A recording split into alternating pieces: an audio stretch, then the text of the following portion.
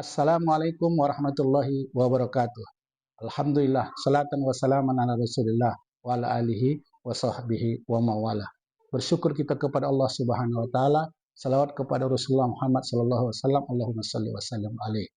Hari ini kita kembali berjumpa dalam perkuliahan ilmu pendidikan Islam. Apa kabar saudara semua? Sehat? Alhamdulillah.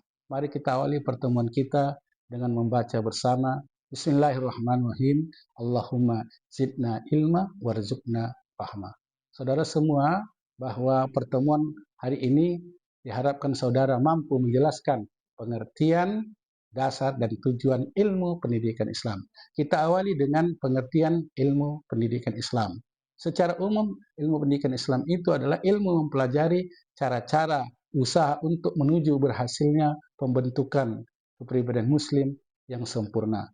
Dan secara definitif pengertian itu juga banyak diungkapkan para ahli, termasuk Ahmad Tabsin mengatakan bahwa ilmu pendidikan Islam itu adalah ilmu pendidikan berdasarkan syariat Islam.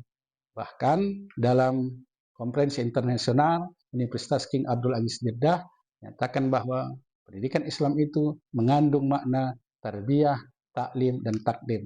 Dan dapat kita simpulkan ilmu pendidikan Islam itu adalah ilmu yang mengkaji dan mempelajari kerangka, konsep, prinsip, teori pendidikan berdasarkan syariat Islam untuk membentuk kepribadian peserta didik yang bertakwa dan berakhlakul karimah.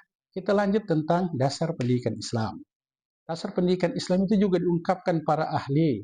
Salah satunya adalah Hasan Langgulung menyatakan bahwa ada dua konsep dari dasar pendidikan Islam. Pertama, dasar ideal, dan dua, dasar operasional.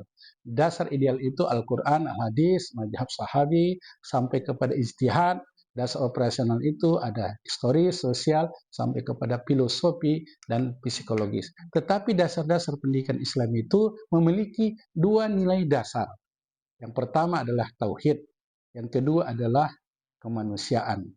Konsep tauhid adalah bagaimana mengakui akan keesaan Allah Subhanahu wa taala dalam zat, sifat, dan kekuasaannya sebagai fondasi seluruh kehidupan seorang muslim. Dan itu kita selalu menghambakan dan mengabdikan diri kepadanya. Wa ma khalaqtul jinna wal ins illa liya'budun. Dan aku tidak menciptakan jin dan manusia melainkan supaya mereka beribadah kepada aku. Kemudian kemanusiaan, fitrah dan kebutuhan manusia. Pendidikan Islam berpijak pada fitrah, nilai sifat dasar manusia sebagai makhluk yang sempurna, makhluk yang ditempatkan di level yang terbaik dan diciptakan dengan sebaik-baik bentuk. Laqad khalaqnal insana fi ahsani taqwim.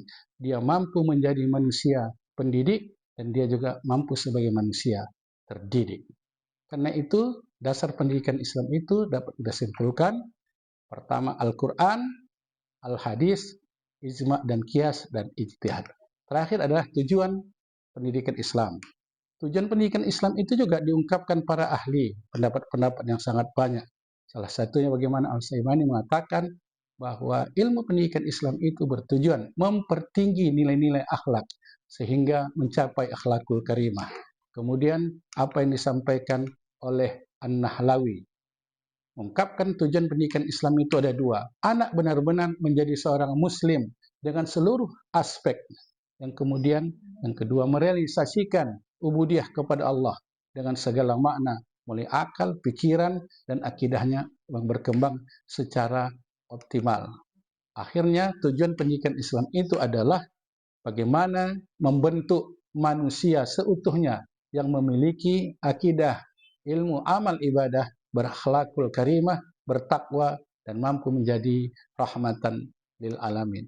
Kesimpulan dari pertemuan hari ini, mulai dari pengertian, dasar, dan tujuan, bahwa ilmu pendidikan Islam itu sangat diperlukan dan penting untuk membentuk insan kamil yang mengintegrasikan iman, ilmu, amal, dan akhlak mulia berdasarkan syariat Islam yang membawa maslahat untuk mencapai kebahagiaan dunia dan akhirat.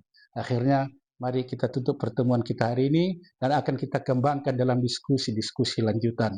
Dan kita tutup dengan doa kafaratul majlis.